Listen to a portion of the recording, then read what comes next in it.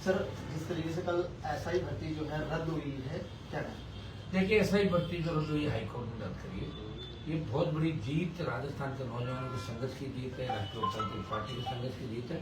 और इसमें मीडिया का भी बहुत बड़ा योगदान था। Electronic media, print media, social media, तमाम उन टीमों का जो लगी हुई थी हमारे साथ एसआई भर्ती को रद्द कराने को लेकर बड़ा चिंतित हो रहा था राजस्थान का प्रत्येक व्यक्ति। जब 550 फर्जी थानेदार थानों में लग गए तो कितनी लूट खसोट हो गई, क्या क्या अपराध हो गए, सब चिंता कर रहे थे। और बीजेपी सरकार ने सत्ता में आने से पहले कहा था कि हम जैसे आएंगे एसआई भर्ती रद्द करके आरपीएस का पुनर्गठन करेंगे। ये बीजेपी का कमिटमेंट था। और सत्ता में आने के 2.25 साल बाद भी कुछ नहीं हुआ। और 4 महीने पहले जब हमने आंदोलन शुरू किया तब एसआई भर्ती के अभ्यर्थी हमारे जो टच में थे ये मेरे पास आए थे। मैंने इनको कहा था कि हम आपके साथ हैं, समय नहीं बैठा, थोड़ा आंदोलन लेट चालू हुआ। ये आए, उसके बाद हमने इसको मजबूत तरीके से आंदोलन को 127 दिन किया। धरना, बड़ी रैली 1.5 लाख लोगों की, जेल भरो आंदोलन, राज्यपाल से मुलाकात और पार्टी मीटिंग, लोकसभा, और पूरे देश में वातावरण बनाया। आप लोगों के माध्यम से, सोशल मीडिया के माध्यम से एसआई भर्ती रद्द करोगे हैशटैग चले, भजना लटाओ राजस्थान बताओ, ये भी चला। और देश में बात चली कि भर्ती रद्द होनी चाहिए, आरपीएस का पुनर्गठन। अब राजस्थान का जवान जाग चुका है। अब कांग्रेस बीजेपी के इस गठबंधन को तोड़ेगा, क्योंकि बीजेपी कांग्रेस से मिली। कांग्रेस भी आरोप लगाते हैं बड़े मगरमच्छ पकड़ेंगे। कब पकड़ोगे? जब हमारी सरकार चली जाएगी, फिर आप कैसे पकड़ोगे? फिर तो अगला पकड़ेगा। इसको लेकर आरपीएफ पार्टी लड़ाई लड़ रही थी। ये बहुत बड़ी जीत हमारी। आपने देखा होगा कि पूरे राजस्थान में जितने पटाखे चले, मैं नागौर से चल के जब अजमेर हाईवे से होता आया, हर जगह हजारों की तादाद नौजवान खड़ा था। ऐसा लग रहा था उनको, इतना जोश था कि जैसे आरपीएफ की सरकार बन गई राजस्थान। इतना जोश, जज्बा था, जुनून था कि आखिर कोई तो है जो इस राजस्थान की चिंता कर रहा। वो मंत्री पदों को ठोकर मार के वो रातों और दिनों की परवाह नहीं करता, कब रात हुई कब दिन हुआ, अपनी जवानी जिसने समर्पित की राजस्थान को बचाने के लिए। ऐसे व्यक्ति के संघर्ष की जीत हुई है। और मैं ये नहीं कह रहा हूँ, इसमें कई लोगों ने शुरुआत करी होगी, लेकिन शुरुआत करके हुआ क्या भाई? आपने शुरुआत तो कर दी, उसके बाद क्या हुआ? 2.25 साल आपकी सरकार थी, करा देता। और इसमें जो सरकार से बड़ी चूक हुई कि पहले सीएम और ये लोग चाहते थे कि भर्ती को हम रद्द करें, लेकिन बाद में सीएम के इर्द गिर्द के जो मंत्री थे, कुछ ब्यूरोक्रेट थे, जिनके महिला मित्रों के नाम आए, हमने खोले थे वो नाम। उन्होंने सीएम को कहा, साहब हमें तो बदनाम कर दिया और पोल खुल जाएगी, सरकार बिल्कुल वो हो जाएगी और क्रेडिट अनुमान बेनीवाल को चला जाएगा। ये फिर आपके खिलाफ भी आरोप लगाता है। तो इसमें सीएम बैकफुट का है। और इन्होंने कहा अपने वापिस रिपोर्ट दे दो, जो AAG, PHQ, SOG उप समिति थी, वापिस चेंज करा कि भर्ती रद्द नहीं करा। तब हाईकोर्ट के पाले में गेंद चली गई, सबकी नजरें हाईकोर्ट में थी। हमने ये भी कहा था कि हाईकोर्ट अगर रद्द नहीं करेगा हम कूच करेंगे, 1 लाख लोग दिल्ली को घेर के बैठेंगे, दिल्ली से रद्द कराएंगे। हमें ये भी था, लेकिन हमें ये भरोसा था कि हाईकोर्ट जिस हिसाब से फटकार लगा रहे सरकार को, एक एक चीज की गहराई में जा रहे थे, एक एक पॉइंट टू पॉइंट बात कर रहे थे, तो लग रहा था कि वो कहीं कहीं इस मामले को लेकर सीरियस है। और न्यायपालिका भी उंगली उठने लगी थी कि जब दोनों पार्टियां मिल जाती है, लोकतंत्र के 3 स्तंभ है, चौथा स्तंभ है पत्रकार, प्रेस आपकी। तो 3 स्तंभ में 2 तो मिल गए थे, कार्यपालिका और विधायिका। न्यायपालिका भरोसा था, न्याय और आप लोग लड़ रहे थे, हम लड़ रहे थे विपक्ष के रूप में, तो न्यायपालिका ने मोहर लगाई और भर्ती रद्द हो गई। लेकिन ऐसा ही भर्ती रद्द होने के साथ आरपीएफ पुनर्गठन लेकर जो गंभीर सवाल संजय सोपते और मेंबर्स को लगाए हाईकोर्ट ने सरकार को कहा, इनके बारे में आप क्या करोगे? और ये घर का बेदी लंका डाले, बाड़ी खेत को खाए, ये आरपीसी ने किया। ये माध्यमिक शिक्षा बोर्ड ने रीट में किया, ये कर्मचारी चयन बोर्ड ने इस तरीके से किया।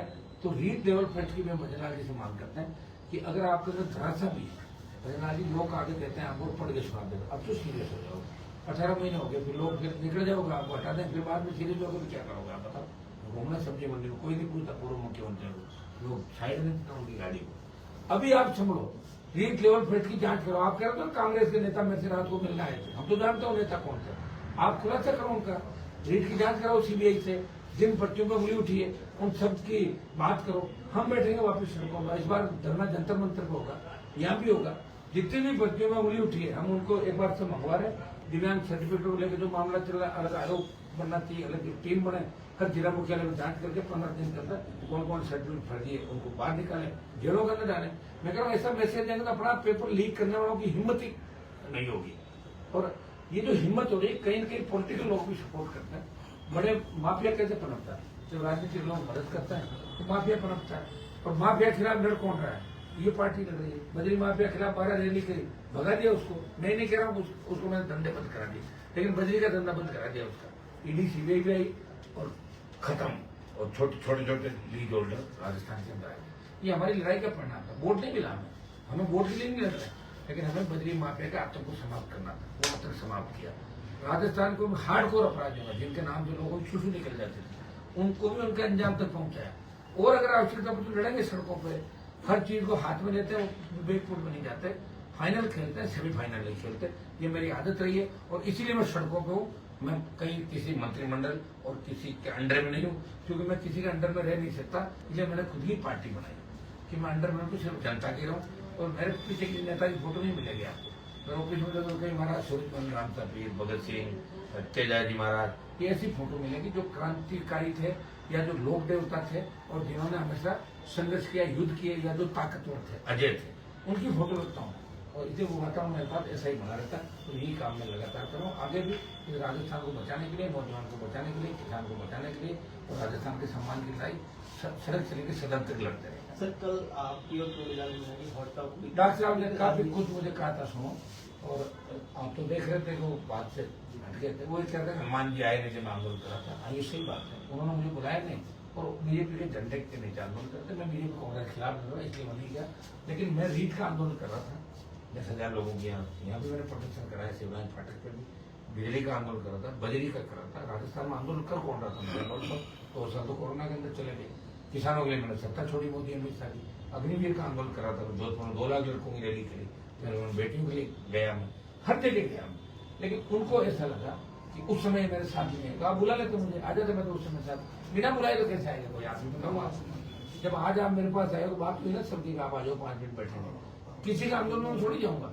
और लेकिन 2.25 साल में डॉक्टर साहब, अगर उस दिन मैंने मानसूर बुलाए, डॉक्टर साहब आप आ जाओ और आप ये संदेश दे दो कि सरकार की तरफ से मैं आया हूं, तो अपने आप कैंडिडेट को चला जाता। धरने पे हम नहीं थे, 5-7 लड़के थे, तो धरने पे चले कर कह रहे हैं कि वो और 5-7 लोग, क्या वो 2-1.5 लाख लोग नहीं दिखे हमको? तो एक आवाम से आ गए, क्या वो लोग नहीं दिखे जो एक सीटी बजाते ही आंधी तूफान बरसात के अंदर रात को थे ना 5 से 10,000 लोग किस भाग रहे थे? आपने देखा नहीं? जश्न मना, कमिश्नर में पहले जश्न मना के आज से पहले, फिर हुआ कि कभी जश्न कमिश्नर बनने के बाद डीजे से धूमधाम से कभी क्या क्या नाच किया? लेकिन लोगों का मन था, तो लोगों के मन के आगे और उनका जो जोश था, जुनून था, उसके आगे कहाँ था? आपको सिस्टम पंगु नजर आया। रात को लोग मना रहे थे, जश्न जोश के अंदर थे। और अभी 28 की नई ऊर्जा है राजस्थान में। अब जवान उधर ही चलेगा जो सच्चाई के रास्ते पर चलेगा, और सच्चाई के रास्ते पर राष्ट्रीय लोक तांत्रिक पार्टी चल रही है।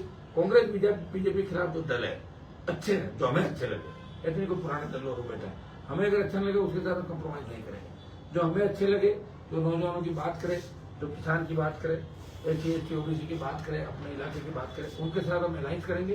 प्रत्येक चुनाव हम राजस्थान में लड़ेंगे, तब आपको पता लग जाएगा हमारी ताकत क्या है। कहने की क्या, ये कहने की बात नहीं, 2-4 महीने बाद ही आपको पता लग जाएगा कि राष्ट्रीय लोकतांत्रिक पार्टी कितनी बड़ी ताकत मान के राजस्थान को बढ़ रही है।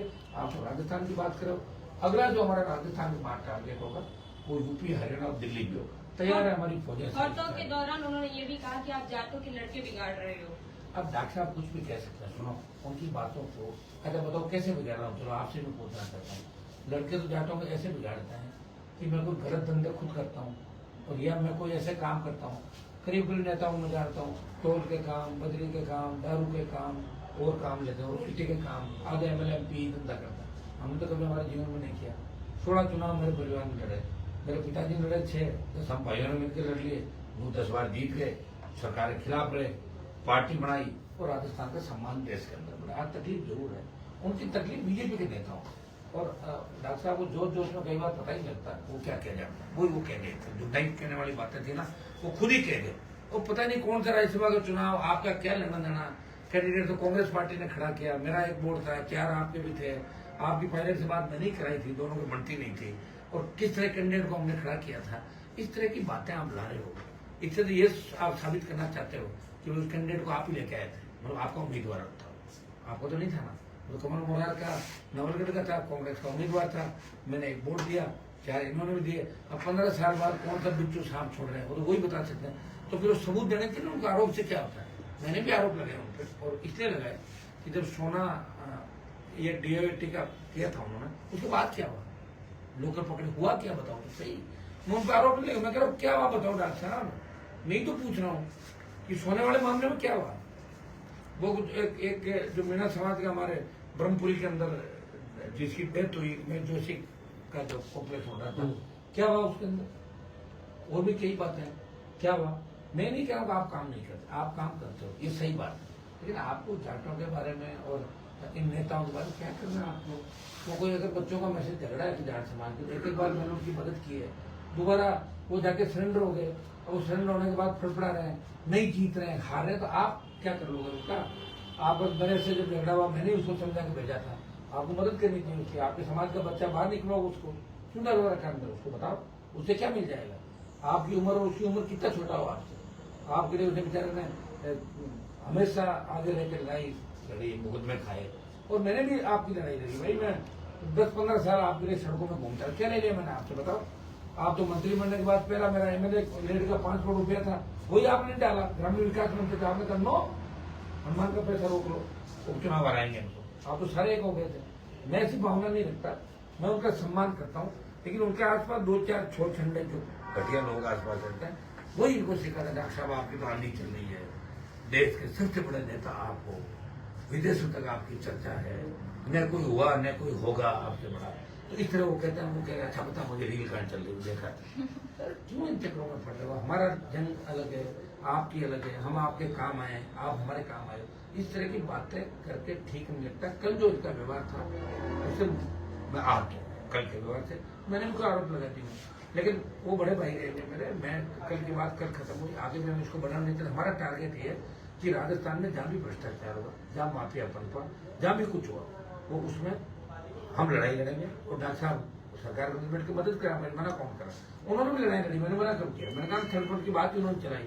उसके बाद झंडा, वो एक रेस होती है ना, कौन सी होती है आपको, एक 400 मीटर चलता है वो हेड, फिर वो, हाँ ना 400 इंटू 4x100 मीटर रिले। हाँ, तो उसमें एक जना पकड़ा था उसको दौड़ते हुए कागे रिले, तो डॉक्टर साहब ने मुझे पकड़ा हुआ, खुद सुरगुस हो गए। बताओ, मुझे पकड़ा गया, मैं तो दौड़ रहा हूँ, उसको दौड़ता हुआ पकड़वा के खुद भाजपा में, और मैं दौड़ रहा हूँ। तो मैं उनको यही तो कहता हूँ कि मेरे गले में डाल गए थर्ड फंड, और जब थर्ड फंडना था, थर्ड फंड का मतलब तीसरा मोर्चा, तो मोर्चा जब बढ़ता, जब घनश्याम जी डॉक्टर साहब में 18 में साथ लड़ते और लड़ते 40-45 सीट आ जाती, नहीं लड़े। हमने तो कह दिया था सीएम घनश्याम जी आप मर जाओगे, आप मर जाना, फिर घनश्याम जी रह जाएंगे, मेरी कुर्सी साइड में लगा देना, मैं तो आपके पास बैठ के चल लूंगा राजस्थान के अंदर। लेकिन दुर्भाग्य था राजस्थान के, हम लोग साथ नहीं लड़ पाए, क्योंकि 18 की लड़ाई 28 में चली गई। मेरा किसी नेता से कोई व्यक्ति झगड़ा नहीं, और मैं सबसे ज्यादा अगर नजदीक किसी का तो केवललाल मीणा और हम ही संघर्ष करते थे और राजस्थान को बचा। मुझे दुख हुआ कर कि वो बात को करते थे। वो बोले ना कि आप मेरे वहां नहीं आए, आपने क्या किया? मैंने कहा आप अपनी ही खबर पढ़ते हो, दूसरे की नहीं पढ़ते हो। फिर उठे कहा आपकी महिला मोर्चा नहीं, अरे भाई कहाँ महिला मोर्चा? लेकिन आज उन्होंने माफी भी मांगी। और मेरे बड़े भाई, माफी का तो सवाल ही नहीं। सुनो, अगर हम आमने सामने होते झगड़ा थोड़ी होता, और मैं फोन को अगर वो कर रहा हूँ तो आपके जो टेलीविजन वाला था उसने घुमा दिया। मैंने कहा कि सरकार पर्दा डाल रही, टीवी वाले ने कहा कि डॉक्टर साहब पर्दा डाल रहे हैं, उन्होंने उनको लड़ाया, मुझे लड़ाया, उसने अपना काम नहीं करा, टीआरपी बढ़े, वो भाग गया, दूसरा काम कर गया। तो वो तो ये तो गलत बात है। इस तरह करके फिर डॉक्टर साहब आपक हो गए, बहुत दिन इंतजार कर रहे थे। अभी हम तो चाहे उपराष्ट्रपति बने, हम लेकिन आपने 200 करोड़ का जो आरोप लगाया, उन्होंने कहा कि अगर अरे ये यार, सिद्ध करते हैं तो मेरी बात सुनो, ये मैंने नहीं कहा, मैंने डॉक्टर साहब को दिए, उनको खुद के देने का कह दिया। मैंने कहा एसएन गुप्ता का जो घर था वहाँ श्याम काबरा, एसएन गुप्ता, अब तीनों बैठे थे। एसएन गुप्ता ने कहा कि मैंने डॉक्टर साहब को पैसा दिलवाया था गहलोत से। तो मैंने कहा गहलोत के आप भी टच में थे? तो वो सुधा जी गहलोत टच बोला, टच में थे, मिलकर तो काम करते थे सारे, इसका अंदाज था। अब मैं एसएन गुप्ता को पूछो ना, डॉक्टर साहब फोन कर लेंगे उसको, भाई तूने कहा था क्या बता मुझे? कहा तो नाम काम सामने ले बैठ जाऊंगा मैं। काबरा जी का मुझे पता था, काबरा जी रेट नहीं रहे, लेकिन एसएन गुप्ता जी भी उन्होंने मुझे कहा, वही बात मैंने कही। मैंने कोई ऐसी डॉक्टर साहब भाई आरोप भी नहीं लगाई, कोई बात नहीं कि मैं तो इतना ही कह रहा हूँ डीओआईटी में जो सोने वाला मामला था, तो उसका खुलासा तो करो, और आप सरकार नहीं कर पर मुझे बता दो, मैं बैठ जाऊंगा धरना दे दूंगा। भाई आप तो दे नहीं पाओगे धरना, हम धरना देंगे, हम लड़ेंगे। आप उस बात को बिल्कुल यूं मत करो, तो यूं कर दे तो फिर वो बाद में कहता हूँ मुझे छोड़ के चले गए, कह रहे वो हनुमान जी मुझे छोड़ गए। आपको मैं छोड़ के कब गया? आप बीजेपी में चले गए, बात तो यही थी वसुंधरा के खिलाफ लड़ना है, लड़ते रहे। देखिए उन्होंने लड़ाई की शुरुआत करी, उनका मेरा झगड़ा इसलिए भी नहीं है कि हम सब किसान कौन के लड़ते हैं। किसान बहुत मुझे दुख इस बार किन किन नेताओं के नाम लेने जाट समाज में उन नेताओं मनमानी गाड़ी देते हैं। अरे आपको क्या करना उन नेताओं से? आपने मीणा समाज के कितने नेताओं आगे रहे सब जानते हैं लोग, जो आपके नारे लगाते थे उनसे आप लाओ उन बच्चों को वापिस आपकी टीम में जोड़ो, आप सड़क से कहो, आप नेता उन सबके, आप क्यों कर रहे हो ऐसी बात बताओ? और क्यों आपने बीजेपी का भजन लगा गुस्सा मेरे को नहीं खड़ा कर और तू चढ़ा के भागे बताओ? मैं तो डॉक्टर साहब भी करता, आज भी मैं तो यही कहूँगा उनका सम्मान मेरे यहाँ है और हम आपको साथ भी नजर आएंगे आने वाले समय में। ये इतनी बातें होती है, कहीं कहीं आ जाएंगे साथ में नजर। वो अंदर बैठ के हमारी मदद करें। हम चाहते हैं वो बीजेपी के अंदर है तो बीजेपी में बैठ के हमारे काम रोके नहीं, हमारे काम अगर आ रहे हैं सही बात है तो उसमें बोर्ड लगा दे कि हनुमान जी से लड़ाई लड़ रहे हैं, ये बोर्ड आ जाते मंसूर। मैंने आमंत्रित किया उनको, तो धरने पाए तो मैं नहीं था, मेरे को फोन करने आना चाहिए कि मैं धरने पा रहा हूँ तुम्हारे। हमें तो उन्होंने बुलाया नहीं, जब दिया था सच्ची बात धरना तो बीजेपी के नेता ही उनके साथ नहीं थे, अकेले धरना से बीजेपी उसका डॉक्टर का लड़ाई हमारी नहीं। मुझे बुलाते तो मैं भी जाता, बुलाया नहीं, मैंने बुलाया आए नहीं और अभी इस तरह की बातें करना। और कल देखे, कल की बात से मुझे थोड़ा दुख हुआ था कि मैंने भी कुछ आरोप लगाए और अगर कोई सिद्ध करने की बात एक दूसरे को होगी तो वापिस बैठ जाएंगे। लेकिन ये मुद्दा डॉक्टर किरोड़ीलाल हनुमान बेनीवाल की लड़ाई का मुद्दा नहीं है। उन्होंने भी लड़ाई लड़ी, सिस्टम के खिलाफ हमेशा लड़ते रहे, लेकिन ऐसा ही भर्ती को लेकर अगर 1.25 साल 1.5 साल से सड़क पर किसी ने लड़ाई लड़ी और राष्ट्रीय लोकतांत्रिक पार्टी ने लड़ाई लड़ी, उस लड़ाई की गूंज पूरे देश के अंदर रही, सरकारें हिल गई और भजन लाल की भी दिल्ली में 6 बार पैसी पटवा दी। ये हनुमान बेनीवाल के संघर्ष का ही परिणाम है कि लाखों नौजवान राजधानी में आए, कोर्ट कचहरी सभी हो गई। भाई क्या होना चाहिए, क्या हो रहा है, क्यों हो रहा है? और देखिए मीडिया और सोशल मीडिया की ताकत, जनता की ताकत से आगे सरकारें झुकती है। ये कल कोर्ट का फैसला आया, किया तो हाई कोर्ट ने, और भजनलाल जी कह रहे मैंने करा दिया, उन्होंने कहा कि SIT हमने बुला तो दिया। फिर छोड़ के जज साहब से बात करी कि आपने कम्युनिटी कैसे करा दिया होता, पहले ही करा देते थे। ऐसी बात नहीं करनी थी सीएम को, अगर आपने करा दिया होता पहले ही कैबिनेट में आप करते थे ऐसा ही भर्ती रद्द। ये क्रेडिट की लड़ाई चल रही है क्या? कोई नहीं, सुनो लड़ाई मेरे से है सब ये कि हमारे पास आए सरेंडर हो जाए। मैं आज हूँ कल हूँ सर, मैं तो सरेंडर करता हूँ लोगों को, सरेंडर करके फिर आगे निकल जाता हूँ उसी दिशा में जहाँ मैं लड़ रहा हूँ। तो सत्ता के अंदर भी कोई हमारा उद्देश्य नहीं। और डॉक्टर साहब का कल जो हमारा झगड़ा में, इससे राजस्थान का किसान और जवान दुखी है इस बात से लेके, क्योंकि हम दोनों साथ लड़े, बहुत प्यार बच्चे हमसे करते हैं। हम भी नहीं चाहते कि जाट हो गए मीणा हो बच्चा आमने सामने हो। ये हमने कहा कि इस तरह की पोस्टर भी कोई मत डालना। तो कल का गुस्सा था उनका, वो करते हैं गुस्सा करते हैं करते थे, तो हम मुल्ला पीटने भी भागे थे, मैंने बीच में था, रमेश मीणा उनका झगड़ा हुआ, मैं तो डाल बन के खड़ा रहता था उनके हमेशा। वो करते हैं, उनकी आदत है, लेकिन कल वो गलत ट्रैक पर गए। मेरे से उनको नहीं करना चाहिए क्योंकि मैं उनका कोई कंपटीटर नहीं हो राजनीति के अंदर। मेरा इलाका अलग है, मेरी लड़ाई अलग है। बीजेपी के नेताओं से उनका झगड़ा हो सकता है, मेरे से किस बात का झगड़ा? क्या पता उनको कभी किसी वोट की आवश्यकता पड़े, मैं उनको एक वोट दे दूंगा मेरा, दूसरों से मैं नजदीक हूँ उनको। वो ऐसी बातें करके जो आरोप उन्होंने लगे उससे मैं हाथ हुआ था करूँ, ऐसी मन माफी चाहे जैसी बात कह देते हैं डॉक्टर साहब का है ये। और ऐसा नहीं कोई बात को ज्यादा रखते हैं।